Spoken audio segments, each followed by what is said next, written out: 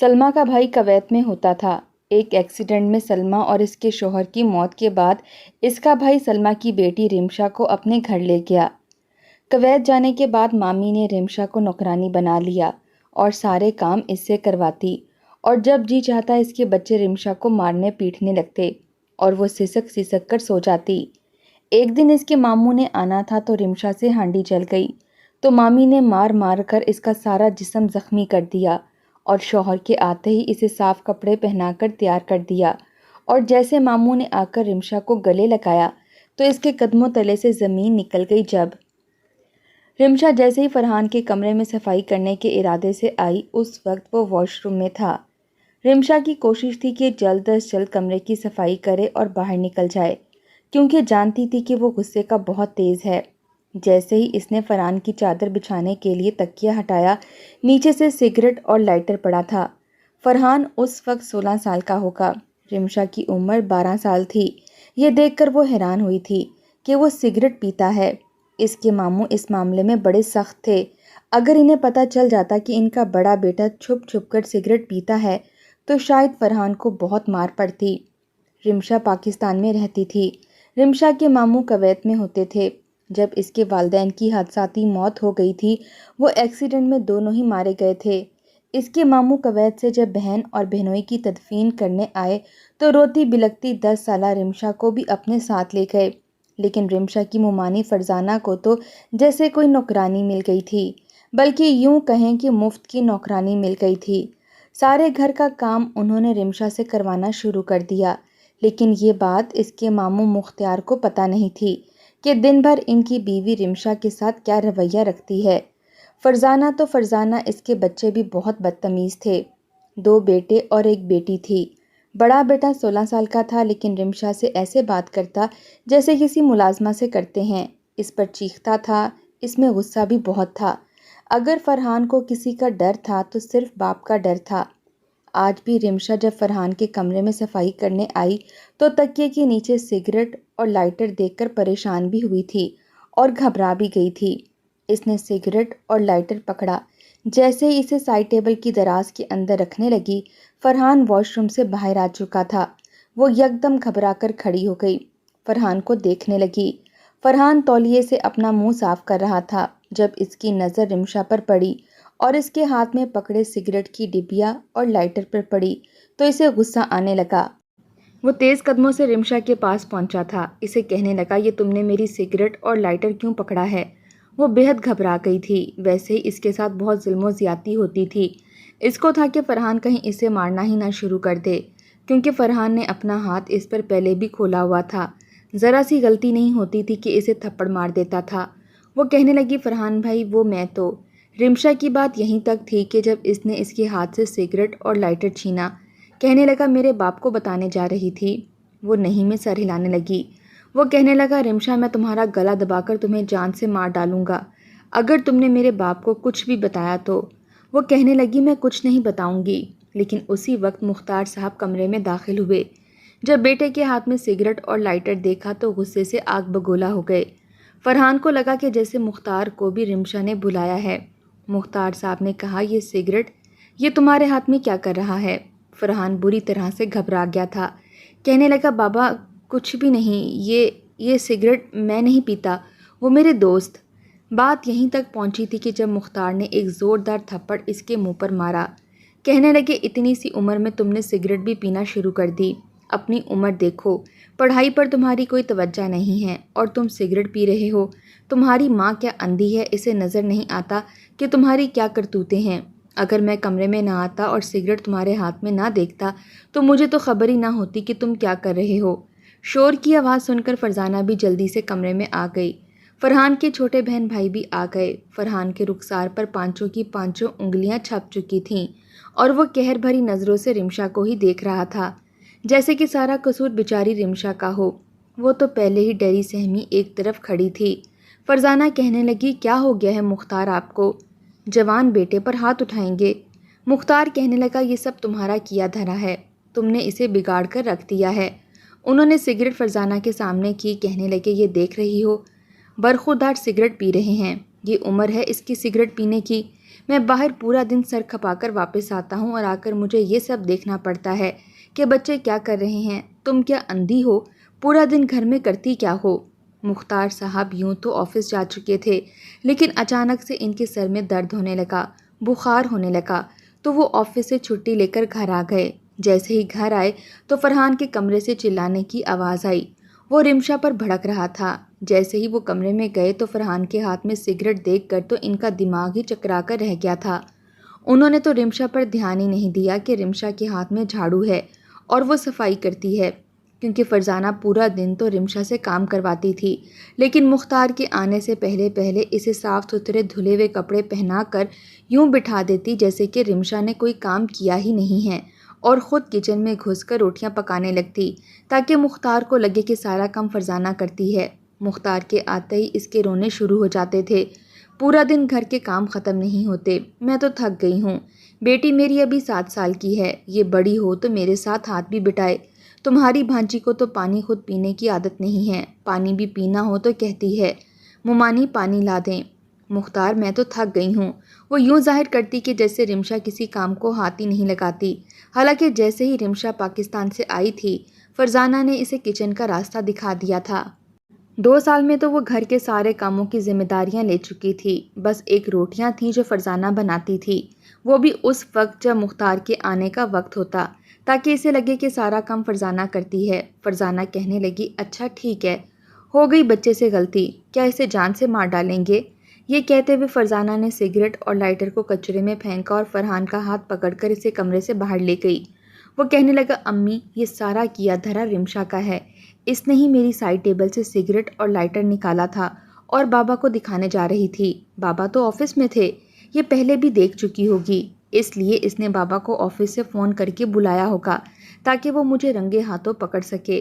اس کمینی کو میں زندہ نہیں چھوڑوں گا، اس کا گلا دبا کر اس کو جان سے مار ڈالوں گا۔ اب 1-2 تھپڑ سے کام نہیں چلے گا، پہلی بار اس کی وجہ سے میرے باپ نے مجھے مارا ہے، میں نہیں چھوڑوں گا۔ فرحان بہت غصے میں تھا، اس کا بس نہیں چل رہا تھا کہ رمشا کو جان سے ہی مار ڈالے، اور فرزانہ نے کہا کہ اچھا ابھی تو آہستہ بولو، تمہاری آواز سن کر اگر تمہارا باپ آ گیا تو پھر سے تمہیں مارے گا، اور تم کس سے پوچھ کر سگریٹ پیتے تھے؟ تمہیں پتہ ہے نا تمہارے باپ کو سخت نفرت ہے سگریٹ سے۔ فرحان کہنے لگا میرے سارے دوست پیتے ہیں اور میں بھی پیوں گا، بابا نے مجھے تھپڑ مار کر اچھا نہیں کیا، اور اس کمینی رمشا کو تو میں چھوڑوں گا نہیں، میرے ہاتھوں سے مر جائے گی وہ۔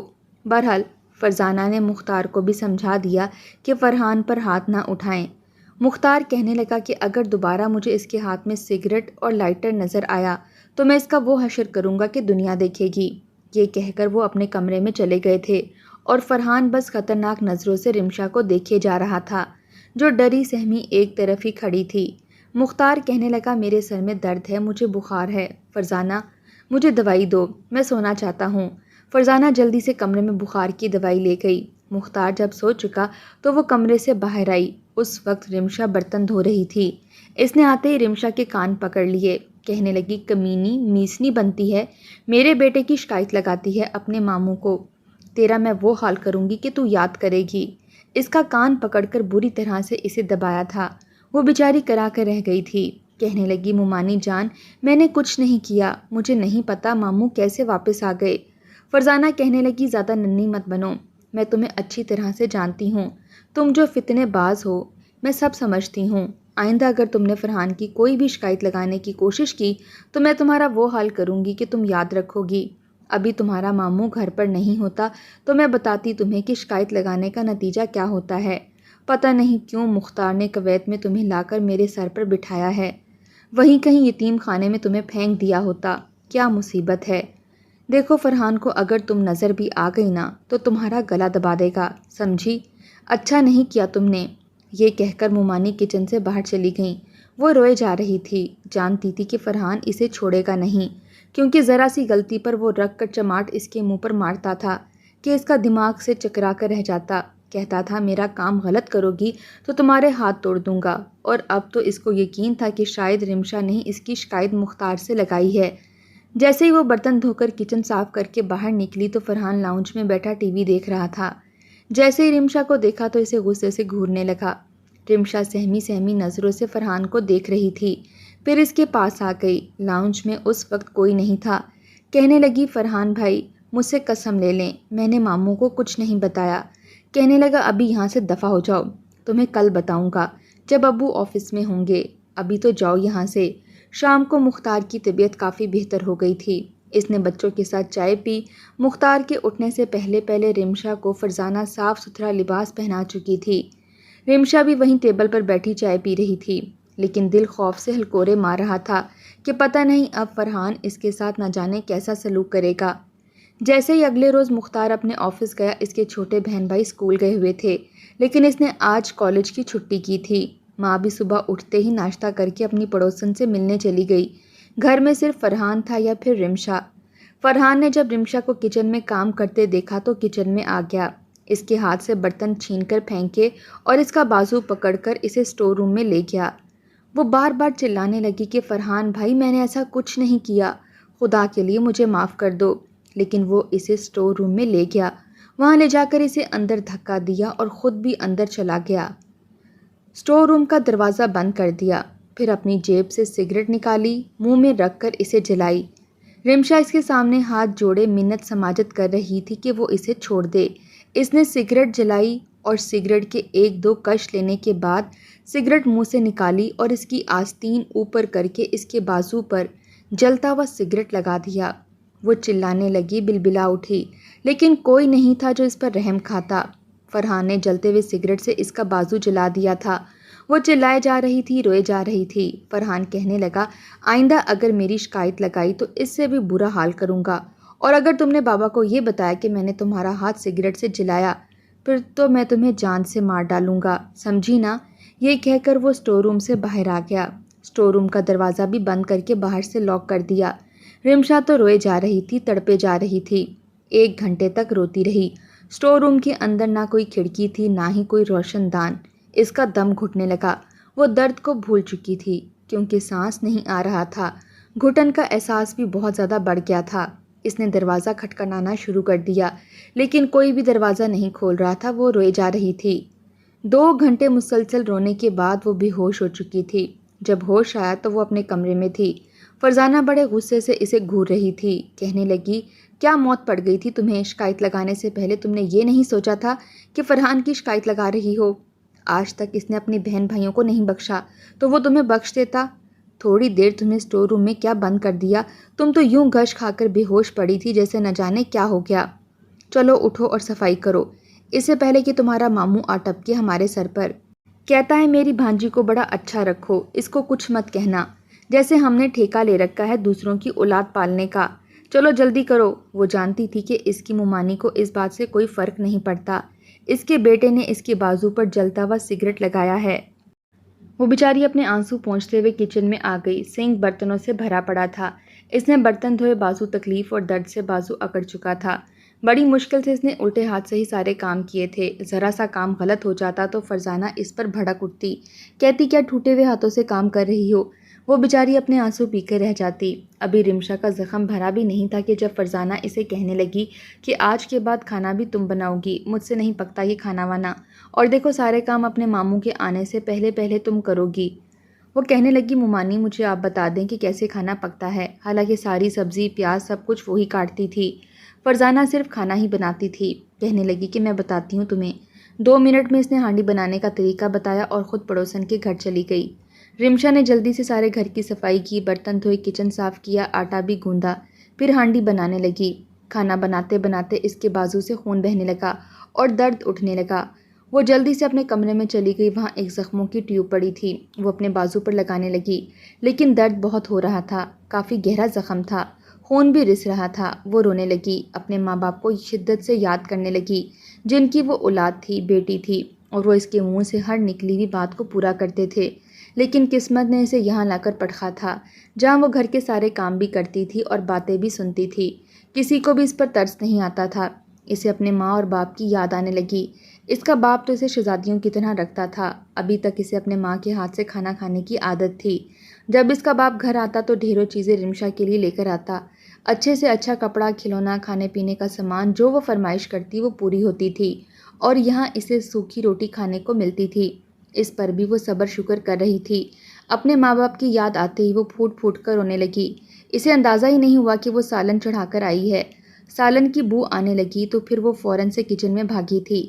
تب تک فرزانہ بھی واپس آ چکی تھی۔ فرزانہ کے پاس اپنے فلیٹ کی چابی موجود تھی۔ وہ لاک کھول کر اندر آئی تو سالن جل چکا تھا، بدبو آ رہی تھی۔ وہ کچن میں آئی تو دیکھا کہ رمشا پتیلی کو دیکھ کر رو رہی ہے۔ فرزانہ کہنے لگی، کمینی اندھی تھی کیا؟ کہاں مر گئی تھی کھانا رکھ کے؟ وہ کہنے لگی، ممانی میں نے جان بوجھ کر نہیں جلایا، میرے بازو میں بہت درد تھا۔ کہنے لگی، ہاں میں تو بڑا ظلم کرتی ہوں تجھ پر، تجھے آج میں بتاتی ہوں کہ ظلم ہوتا کیا ہے۔ اس نے بیلن پکڑا اور رمشا کو مارنے لگی۔ پورا جسم اس کا نیلو نیل کر دیا۔ وہ روئے جا رہی تھی، تڑپے جا رہی تھی۔ ساتھ ہی باہر کی بیل بجی۔ فرزانہ نے پوچھا، کون ہے؟ تو مختار صاحب تھے۔ یہ دیکھ کر تو فرزانہ کی جان نکلی تھی۔ جلدی سے رمشا سے کہنے لگی کہ تم اپنے کپڑے بدلو اور خبردار اپنے ماموں سے کچھ کہا تو۔ اسے فٹافٹ اس کے کمرے میں بھیج دیا۔ خود دروازہ کھولا۔ وہ کہنے لگے کہ دروازہ اتنی دیر سے کیوں کھولا ہے؟ وہ کہنے لگی کہ کچن میں لگی ہوئی تھی، سارا کھانا بھی جل گیا، میری طبیعت بہت خراب تھی۔ وہ کہنے لگے، چلو کوئی بات نہیں، فرحان سے کہہ دینا کہ بازار سے لے آئے۔ بات آئی گئی ہو گئی۔ رمشا نہا دھو کر جب باہر آئی تب بھی سسکیاں بھر رہی تھی جو اس کے اختیار میں نہ تھی۔ پورا جسم درد کر رہا تھا۔ مختار نے جب رمشا کو دیکھا تو دل کو کچھ ہوا تھا۔ ایسا لگ رہا تھا جیسے کچھ نہ کچھ اس سے چھپایا جا رہا ہے۔ جب سے وہ آئی تھی ڈری سہمی چپ چاپ رہتی تھی۔ کبھی اس نے رمشا کو بولتے ہوئے بھی نہیں دیکھا تھا۔ کئی بار فرزانہ سے کہتا تھا کہ رمشا ہمارے گھر میں گھل مل کیوں نہیں رہی؟ کیا اس کی کسی سے بنتی نہیں؟ وہ کہنے لگی، آپ کو تو پتہ ہے کتنے نخرے ہیں آپ کی بھانجی کے، میرے بچوں کو تو منہ تک نہیں لگاتی۔